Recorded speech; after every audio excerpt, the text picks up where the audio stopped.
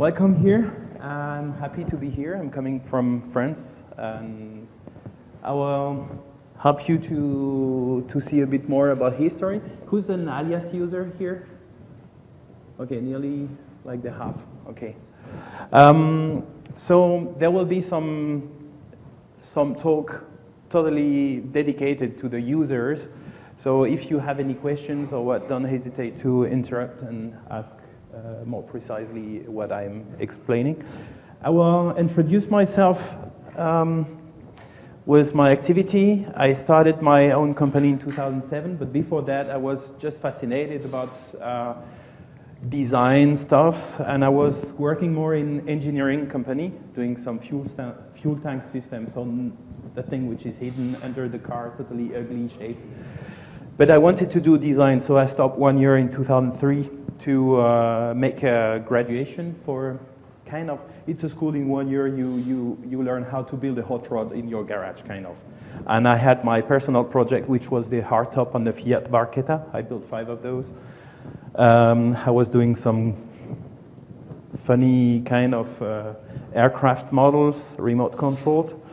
I'm fascinated about aircrafts, and I really like that Bugatti plane designed in 1937, just before the Second War.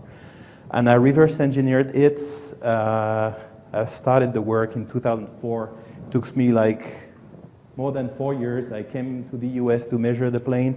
And I gave the drawings in 2009 to a friend in Oklahoma, and he built the replica of that plane. And he flew it last month. This is a recent picture. It's a gorgeous plane. The 2 engines are behind the pilot. The shafts are coursing the cockpit, but that's not the point of the presentation. I worked also a few months for a racing team in France, where we had to reverse engineer an aircraft which was built in California, and we had to integrate a new engine inside.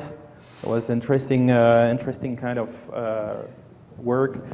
Other airplanes project I worked on, more like it was for the fairing, and we create some new stuff here that are not on these pictures, but they are flying every day with it, and it's working pretty nice. And some other projects where we have like a different nose and different kind of engines, as you can see, but the same wing and the same cell in the middle. And it's been engineered by an aircraft engineer in Canada. And he's coming from Brussels, so it's kind of special accent, like Brussels in Canada at the same time. But, most of my business has been like in the car industry. I had the chance to be involved early at my beginning, learning Alias in 2003. I was already working for Renault Design, and they trusted me on doing some simple projects. And after 1 year, I went to the concept car department, and I learned even more with them. And year after year, I get to different concept cars projects and prototyping, and that was a great experience, like the last 10 years on great cars. I met a lot of different modelers. I had to lead some Alias modelers, ISM-Surf modelers, and they all have a different way of modeling, and there's no bad way of modeling, but from all these meetings I had and gathering and sharing the files, we can find like what's a good modeler and what's a more average modeler. We have to recognize that we don't have the same capability of handling the software. And the question is also why, and how to improve that, how to help people to improve their skills. Yeah, that was the Bugatti program. I was involved in Bugatti design team 5 years long in Germany. That was extremely great project. As you can see, like all the aluminum here is milled from the block. It's kind of a waste. It needs, for that project, I can make a design story at the end if we have a bit of time, but like 22 tons of aluminum were need to get only 600 kilos at the end. Bugatti. This is a car made by Vintech. I'm in partnership with Vintech. and it's a Californian company, but there's only French guys there. I don't know why. French connection, but the boss is based in France, and the car was 100% developed with Alias before pushing the start button. Even the engine, we don't have the 3D model of the engine, but if you get to the blog like the P550 Tribute, you will see some 3D model of the engine that were built in Alias. They remake the cylinder shape, the oil cooling system and everything with Alias. And they milled it, and it's a 250 horsepower engine, working pretty nice. And for 3 years now, I'm working more and more with the yacht industry, and working with a famous designer, Patrick Lequaimant, which was leading a Renault design team for 25 years long. And he had a great career as a car designer and leader. And I'm working now often with him, like improving the shapes of the boat. This is a one-week project. The architectural base was there, and we had to refine all the lines and to put all the design stuff together and create the image at the end. And it was quite successful because this month is like a big gathering for yachts in France, in Paris. And the cover of the magazine that sum up all the project is my picture, so I'm pretty happy. Let's start probably the topic of this event today. Lots of ways of modeling. Modeling is an interpretation of something that is in the mind of someone. If I can compare, there's a designer, he can write a partition, and you as a musician, as a singer, you can do the stuff. But you can do it many ways. If you got a trumpet and try to make two notes at the same time, it doesn't work. So it means you don't have the right tool. So sometime for some design, like we have the right tool because we can play different notes at the same time. And there's different level of people doing the music also. And for that, if you want to have a big group, it's kind of a orchestra to get to the results of a car design. And you have to deal with different level of people, and you have to make them playing the same design at the end. Like, if you have the feeling that the front of the car and the rear of the car has totally different shape, it's not only the purpose of the designer. There's all the team behind the designer that didn't went together to make or to match the same quality in the front and in the rear of the car, by the way. And this happens many times because time is counted in the car industry, and there's some deadlines, and sometimes we didn't reach the level, the expected level. What is history? We're gonna check what I call history in Alias, how to get the function, the different approach of what's history, how to handle it, how we can succeed with history, and also like what's not possible to do, what's the limit. And I hope that at the end of this class you will be able to say full history modeling is possible. Let's start. The history in Alias is a kind of structure of construction. This structure will hold your surfaces. And in the project, like the structure starts from the idea. If the guy doesn't know what he wants, it will be hard to understand if you need to create your shapes with edge line or with stream way of modeling. So there will be some sketch to explain you more about what's the idea. From the sketch will be like the first 3D modeling, how it should be structured, and the project have to be built after that. But all the connection from the idea to the realization got a lot of back and forwards from the sketch to the 3D and 3D to the sketch, and the structure will help you to go from one step to the other. About history. The modeling started a long time ago. And we can think that the Stone Age was the first step of modeling. everything about modeling was physical until the computer arrived. So we could touch what the idea was, kind of clay modeling or a different way of modeling. But then we had to, before having the computer, to have some clever-minded people gathering together some equation, mathematics things that we can express a line into a computer. Then, forget about that one. Then the birth of Alias came like not so far after I came to the planet, but I learned Alias only like in 2003, so I'm kind of young in the story of Alias. And this whole thing completely changed the way of modeling stuff. It was still on the screen, and in 84, I'm pretty sure the graphic card were not, you couldn't shade the stuff in 84. It was like we are really lucky to be able to play with this tool now, and many people had to get some stuff with those museum stuffs there.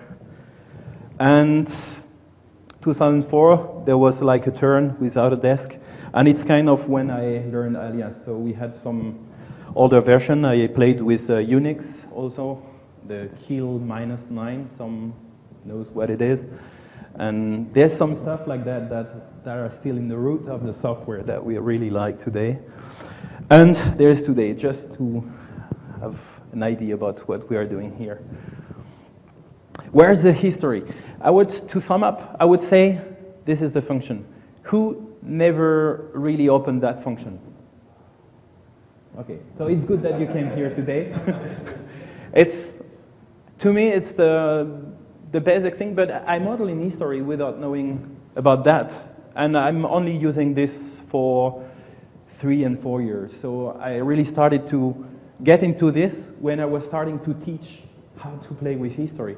And it's hard to teach without a support. And this is the best support you can find. You select a surface, and you got everything about the surface. I will show you live just after that, so I have to hurry up a bit. But I will show you live what we can get from this. What it is. From the user point of view, it's being happy to create a live model where at the end of the day you are happy of the fabrication because you know that when the designer is coming, asking to change the body side of your car, you just have to move 2 CVs, and the guy will say, it's magic. And that's the happiness of the modeler.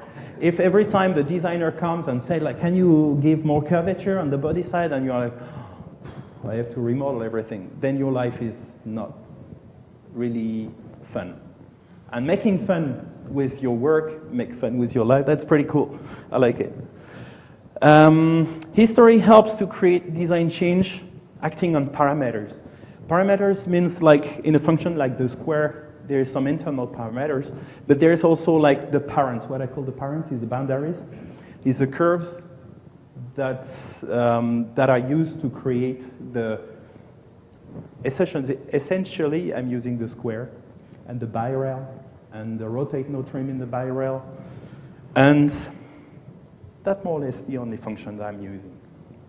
And a line between curves.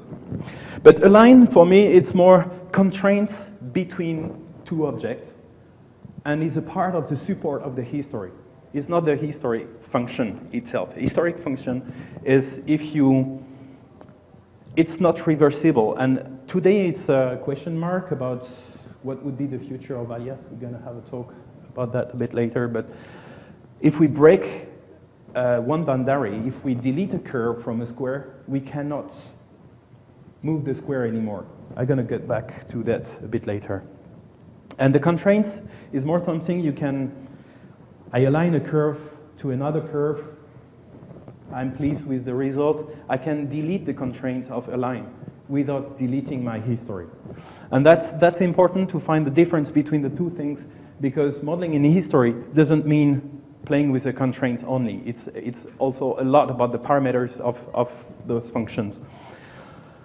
All the thing in history will speed up the design changes and improve the results of the design.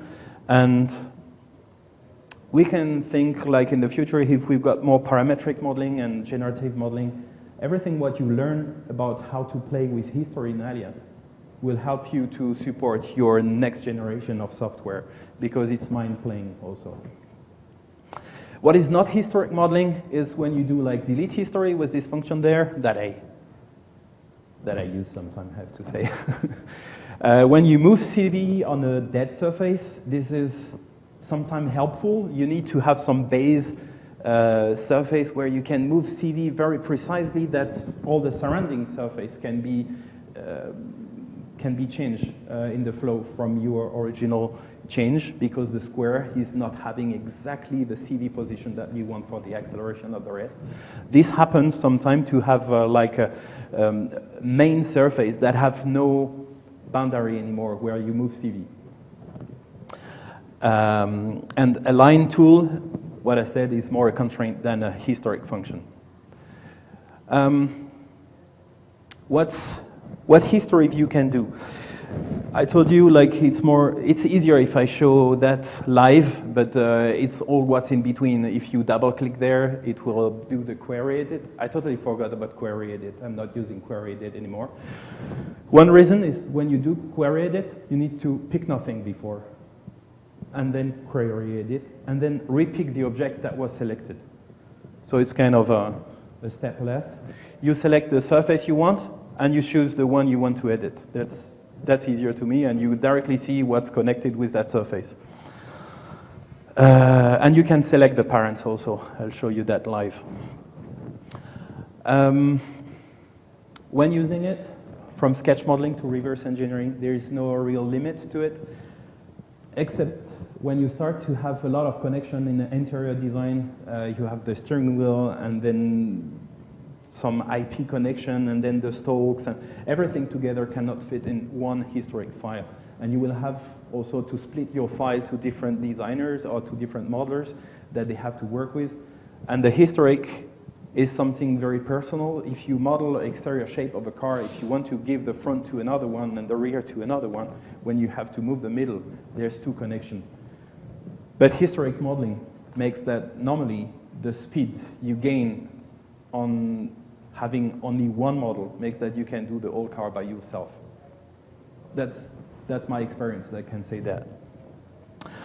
Not using it, as soon as you start some filletings, if you untrim and retrim the surface, you have many chances that your fillets will be extended, or you will have an expected result. So it's good to kill the history of the fillets and keep the history on the main surface.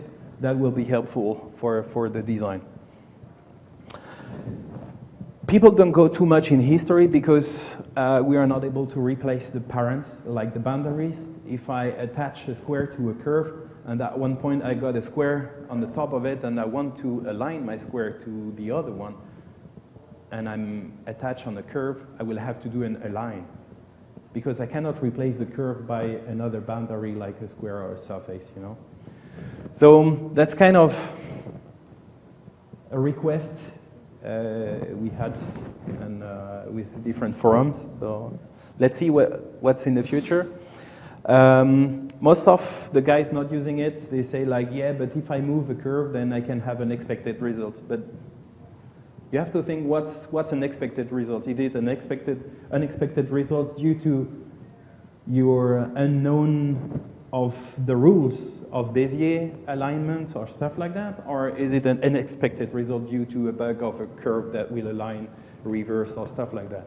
But for that, you can stop this distribution of mistakes by killing the constraints, but not the history. So in a line on a curve, I can kill it because I know that it's unstable on the trim surface and stuff like that. So I can manage that, the unexpected behavior. Some don't like to mind play the whole day into alias modeling. They prefer redo the same job every time. And of course, to handle and to time the history, you need basic knowledge about Bezier NURBS. You need to use the explicit control most of the time. You need to know what's a periodic, what's rational instance, lattice, and all those stuff, and play together. Yeah. When we work in a group, I had this one day for the Galibier car, like the Bugatti. There's a guy, he wanted to work on the exterior because he wanted to be proud to say, I modeled the exterior of the Galibier, kind of, and I was like, yeah, but if I split the file, we will lose a lot of time in sharing you the front and me the rear and someone in the middle, and this cannot work. So I let him handle the thing, and it was kind of a big mistake. How to tame the history? It's not happening like that. You need some time, like the little prince with the fox. Little by little, you can get to the result to be friends with the history. If I compare, learning the history, it's like learning how to drive. And the track would be the design, and you are the driver. So you have to learn one day how to drive and how to handle the car. And sometimes you stay in the traffic and you go from A to B, and it's kind of boring way of driving. And if you want to have fun, there's different way of driving. You can go with rules of the rally or like long time racing, or you can totally forget about the rules and go like stunt. These all things are the different ways of modeling. There's some guys doing part of history and some time now, and they are playing with and without, and that's pretty interesting ways. And it's not a religion. And sometimes if you are too much in a religion of doing historic modeling, full-time historic modeling, the day you have to go on a normal street like that and to go to pick up your bread with your Formula One, it doesn't work properly, you are not efficient. So we have to take care about how to promote the history way of modeling and how far we can go with that. We still have some time. Mastering the square tool is most important to me. The explicit control, the align, and also one of the reasons why it starts to be hard for some guys to play with history is because the file is too big. As soon as you got like 3, 4, 5 different models in the same file, it starts to make heavy file. And we can do a complete exterior car with less of 20 meg by using the reference managers or stuff like that that can really improve the model in terms of details, but not make too much weight onto the file. And of course, in the basic knowledge, you have to understand what the color codes. It happens to me when I do some teaching sessions, like guys playing in Alias for 10 years.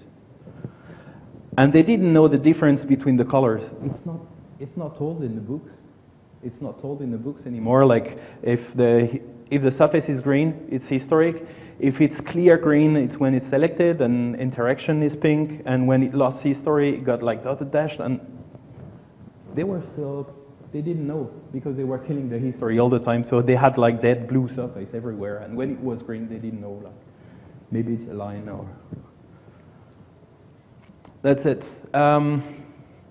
If history fail, sometimes you throw the mouse, like I've got some dead mouse in my office sometimes.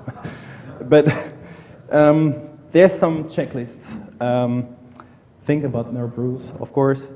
If your failure is reversible or not. If you kill parent, then you can control Z, of course, but sometimes you really like get to a dead surface that you want to animate again. And so how to get this reversible? And sometimes rebuilding the area is quicker than trying to realign the stuff together and to get an average result. And this is only experience that can tell, okay, I fell here. I didn't save 10 minutes ago. I cannot reopen the file. Maybe I rebuild the area because I know that in 10 minutes I will be ready. Then if I try to align the surface one after the other, I will have a bad result at the end. And of course, save quite often. That will be your best friend. Save often. And some tricks is what I call firewall lines or firewall surfaces. I will show you that live in the demo. Is some major surfaces or some major design change would create too much modification in the file. So sometimes I prepare like 2 lines instead of having one. and two lines are overlapping one each other on the edge. Like this, if the designer wants to have a major change, I can move one line and not the other to have like a different connection. This happens. And to prevent the failure, like most of the MSave and recovered MSave, you will have them on the surface fillet when you fillet the files. So you can be sure, like before starting fillet, you have to save. So I will start with the example number 1 with a little movie. Let me launch that to introduce the project.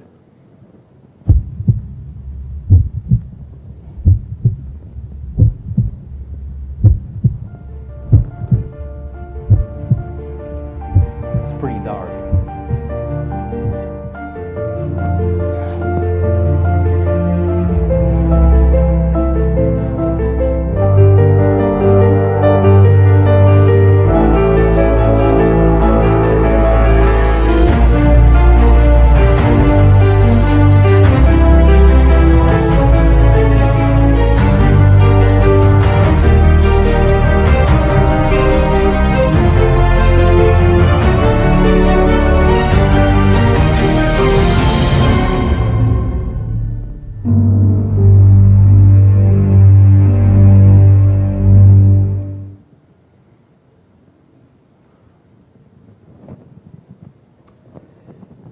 That's it. So I presented that plane. I wanted to say something before that, but anyway. We presented that plane at Le Bourget Air Show 2 years ago, and we thought about making like kind of a nice buzz, putting that on the aircraft platforms and stuff like that, and it didn't happen because the two windows we have on the top of the plane, we figured out 1 week before Le Bourget Air Show that Dassault with the 5X, the next Falcon jet, will have top windows like we imagined. And one of the 3 guys in the group were working for Dassault, and he said, like, if we show that, I will have no more work after that. They will never take me as a supplier, so keep it quiet. So we didn't show off so much, but this is pretty good because the project take a bit more mature, and we developed some funny stuff with the aircraft engineer on that. And I will show you how to handle history in that funny little plane. And of course, like the peacemaker here is kind of history and following. It should work now. Yeah, that's it. And yeah, it's to prepare Christmas a bit. So I'm gonna start with this is presentation files with the reference and also like the occlusion. I'm gonna toggle the occlusion to see a bit more what I'm going to do, background, template. And then I got an engineer, a stingy engineer, coming again for a modification on the root of the wing. And I spent, if people play with Alias here, they know how complex it is to create this kind of curvature continuity between the wing root and the fuselage there. And this kind of connection, if you have a major modification on the shape of the wing, it can take a lot of time. So I will show you how I prepare the model. I will do the modification first, and then I will make like the making of. So the guy is telling me here there's some intrusion area. Let's modify the wing profile to this curve. So I'm gonna show the curve of the model. So curves, to build the model is that. And without the curve, all the model, I'm gonna remove now also the reference file, like this we can see. Only the wings are like, these are separate surfaces, it's not duplicated, but the wings are also like historic. Everything what is pink is related to the history. And this is what I would call, like this surface is a mother surface. It means like from this surface, can you see it? Yeah? From this surface, this main surface, it will give birth to all the other surfaces. So every modification I will do on this one will attack all the other ones. So it's good that it's only on the wing root, the modification. So I'm going to match my profile, actual, that built the wing root, to the other profile that the engineer gave me. So I'm going to just show the CVs of each curve. I have the opportunity to not reconstruct the history every time. So I will suspend it the time I move the curves, okay? So I move CVs. I overlap my construction curve with the engineering curve to get the new profile. So this one there, there, and there. I just delete the engineering curve. I just check that my continuity between the two curves is not too bad. Oops, again, curvature. That's it. Continuity looks good. And now I will let the history rebuild first. Like at that point, I'm pretty sure that the square here won't be rebuilt because the connection here is lost, okay? So if I let the suspend the history off, now I've got like a dotted dash square here. And if I get to the edit mode, this thing, list active, I got one surface selected, and I got in the history here, history view, the square. I edit this thing, it shows me exactly where there's the non-connection, and I just have to match this point to that one. So the part of the wing is already rebuilt. This connection is not working at the moment, so I just have to move that here. I will tell you, this is a firewall surface. I will tell you why. And then I match this curve here. So my wing root here is already reconnected. Here is reconnected. And here you will say, yeah, but the history is not working. It's just that you need another click in the space to get the history to be rebuilt. And there it is. I got the new wing root connection. So this major modification is kind of very helpful in this kind of modification. So there's still some areas where there's some double surfaces where we can refine the position of some curves that trim the surface. So it must be somewhere the trim is not happy anymore.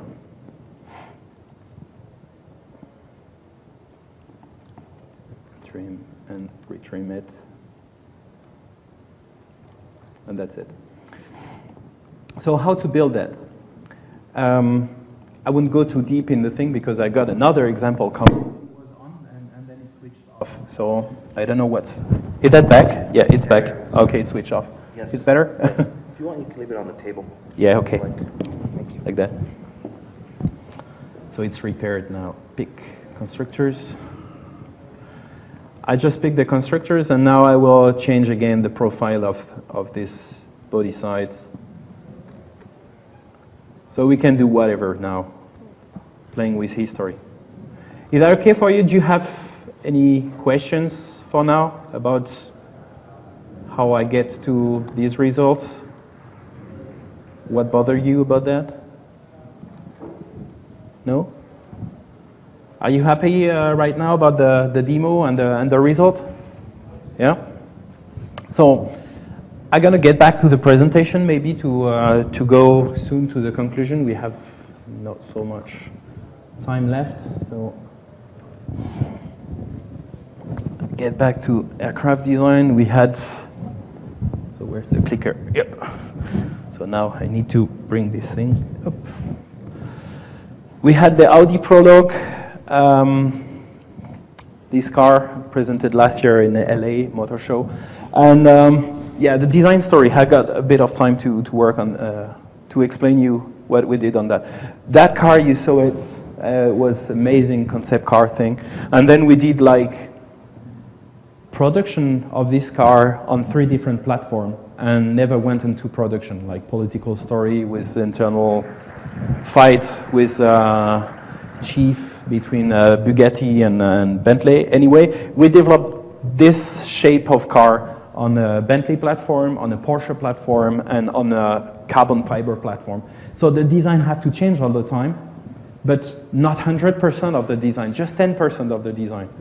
So the history for that is very helpful. You got the clay model downstairs, and they will move the line and change the stuff, and it's just refinement. And the historic model of the exterior was a 20 meg file. And from the clay model scan, it takes like half a day to get the scan, to the final result, like nearly A-class. It was 2 days of work to refill the front bumper, the body side, a new side surface for the glass.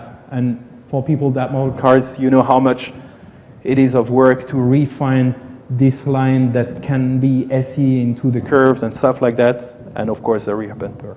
So 2 days to recover a scan when the historic model is built. The historic model to be built on this car, the thing is, the company that had to rebuild that called me back. It's my ex-boss, and he told me, like, can you take 2 weeks of holidays from Bugatti to help us on this project? I didn't know about the shape of the car, but the Desir, as you can feel here, so the picture is not that big, but it's everything. Like, there's no theory between the 2 surfaces that can tell you that there's a radius. There was no radius. It's kind of the same feeling when you watch Mini, it's not BMW, but the same company, the Mini, you know that one? Mini Cooper, all the things. Like, the shape is all connected, and there's no theoretical connection. And you have to build surface after surface, and one surface acceleration will give the shape of the second surface behind. Remodeling this car without the history would be, to me, absolutely impossible without the history to get to a closed model after 1 week. So in 5 days, we had a closed model, and the clay model was not 100% refined model. So we had to refine some highlights. And thanks to the history, we could refine the highlights exactly like the designer wanted to have them, and live and direct. So the designer didn't have to take like 1 day off and coming back. It was like changing the highlights, like I showed you, is like moving CVs and get the result. That's good, perfect. And 2 weeks to get the model done from scan and refine. And that was also a great project. As a conclusion now,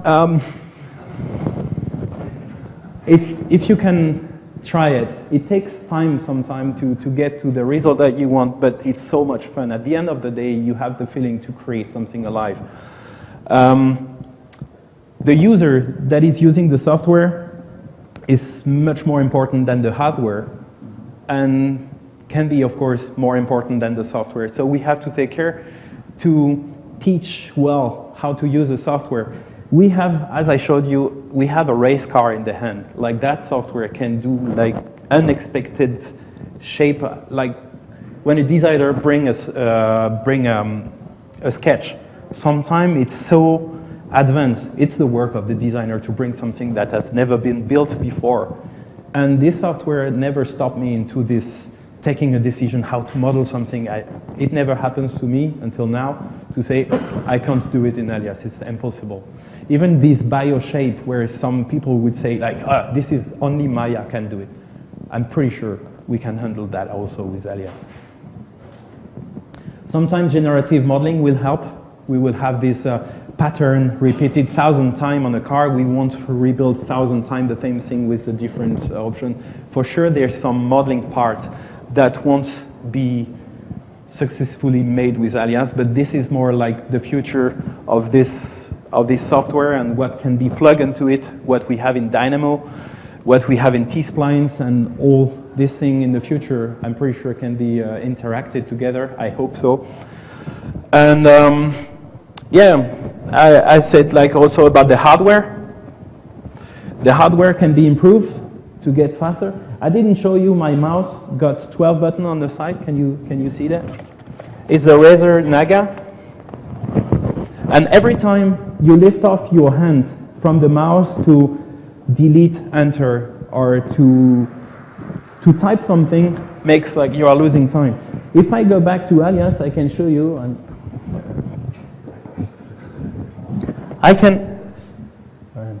I'm there. Normally, yeah, I can handle Alias with one hand. And normally, Alias can be handled only with two hands. And this is something pretty interesting with those tools that can improve your efficiency with the software. The way of toggling the model without checking your keyboard, where's the shortcut? It's on the mouse. And top view, perspective, and everything is on the mouse. Last conclusion. If you liked it, vote for my class. And I would like, Scott, that's it? Yeah? If you can conclude, maybe, in the automotive direction, if you want to add something. So the only thing I was going to bring up was I think a few of us are going to meet here afterwards. We were trying to host a roundtable earlier today. I'm still visiting here, so this is going in the chair. So my name is Scott Miles. I'm a senior user research manager at Autodesk. And we are looking to the future, what we're doing with the Studio of the Future, but also with Alias as well. Earlier today, we were going to host a roundtable to go through some of that, but I think there's a few interested people, if they want to stick around after the class and just talk a little bit about what we're wanting to do with Alias, how we're trying to get people involved in that redesign, and stick around for just a few minutes to talk about how we can get everybody involved in that piece of it. So if anybody's interested, hang out and we'll go through it, because I think it was nailed here about what's next for Alias, what opportunities there are here, how we continue to make it have the spirit of Alias, and also be available for our next generation of customers and users out there. So yeah, that's all I was going to kick off. Okay. Thank you. Yeah. And yeah, there was something I just remember, I didn't say it at the beginning, when there was this tone. Like, it's also to say that the modeling is not a science, and there's no rule that says if you want to get to this result, you need to do that. If you give one sketch to 4 different modelers, you will have 4 different results. And even if you make a tutorial how to build this to get that, there will be an interpretation. It's like in music. If you want to give emotion, there are some people, they will play exactly the same thing. You don't know why. It's a microsecond thing that will change everything. And it's kind of saying that it's not a science, it's more an art to model things. And you will get to the art level when you train a lot also. So I encourage the students to train with there's some links where, this is my planes. And yeah, there's some links, and for 3 years now we got great tutorials from Kerry Kingston, and already this bring up to a high level of modeling and to be able to interpret some shapes from designers, even hard to build. We can get it with that tool. That's it.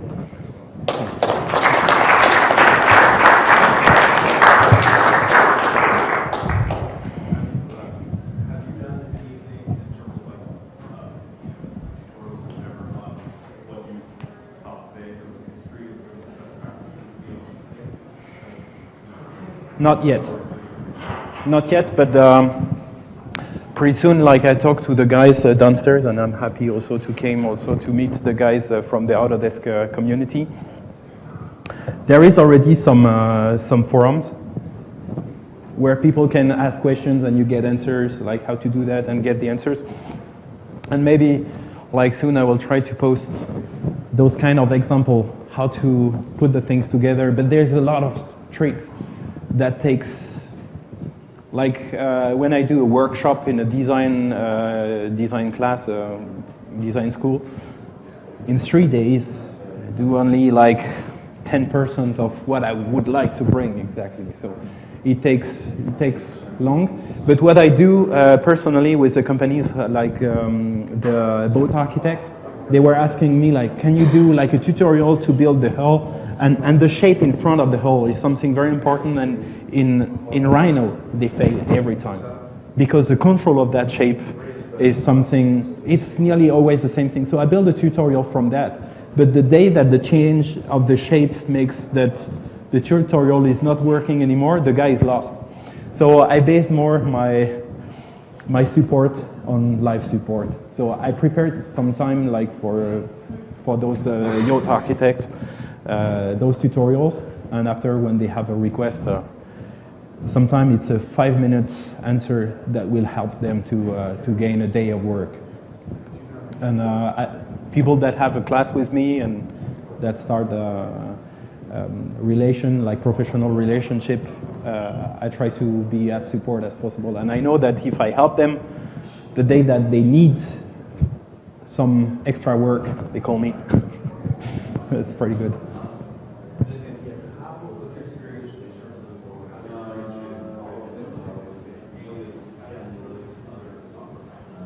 I started to learn modeling on Euclid.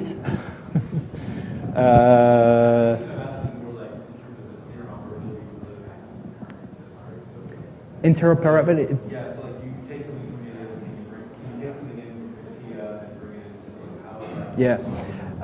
how I worked with Katia.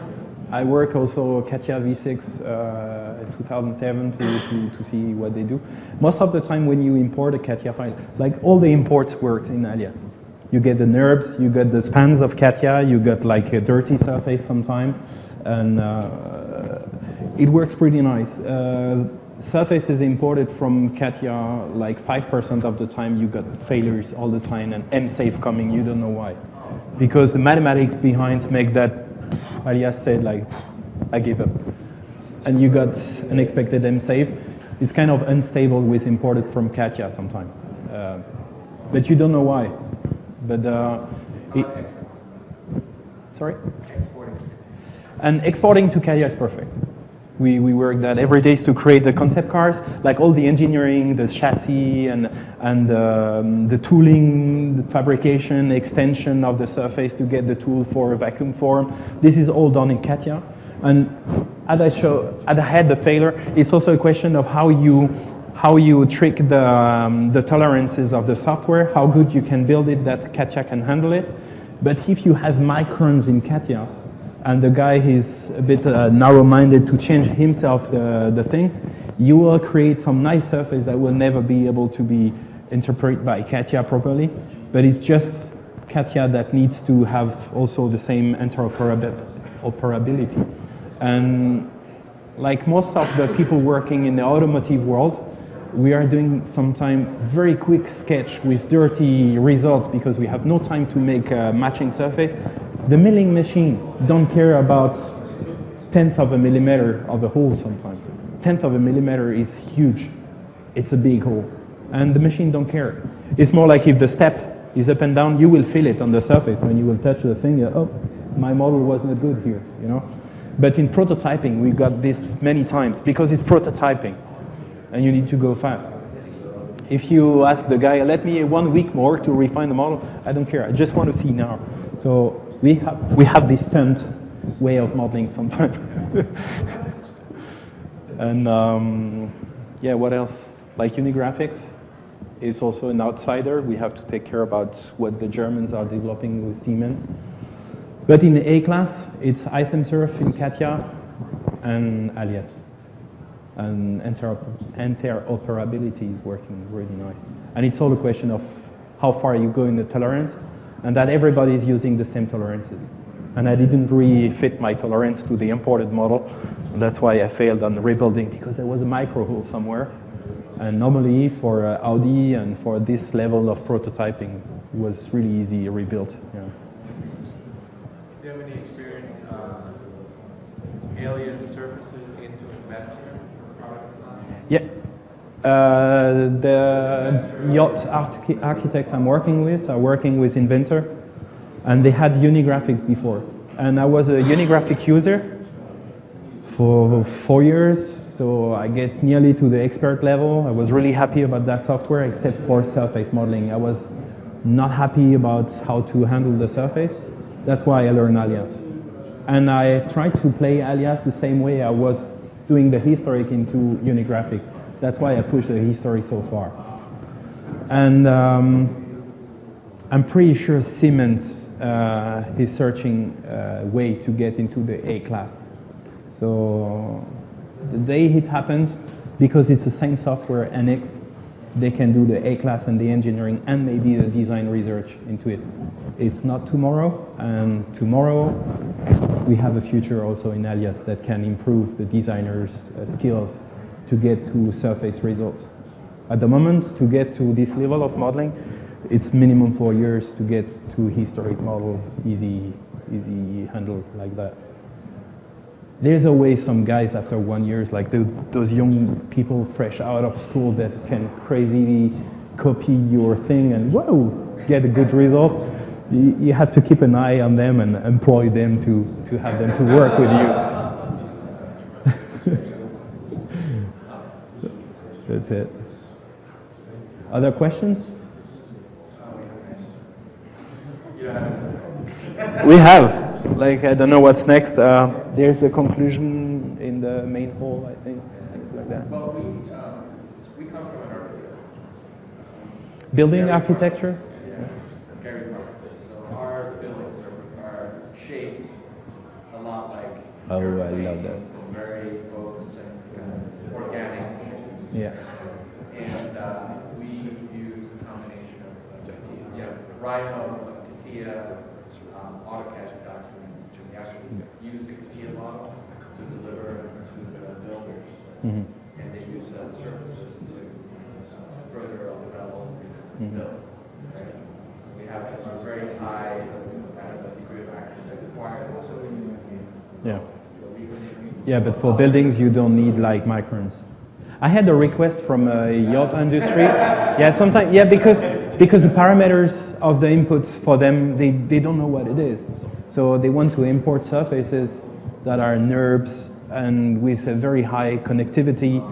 But for CATIA, sometimes they are still in the, like, after the comma, like 6.0, and like, it doesn't make sense. Even the space industry is not using the 6.0 after the millimeter. So.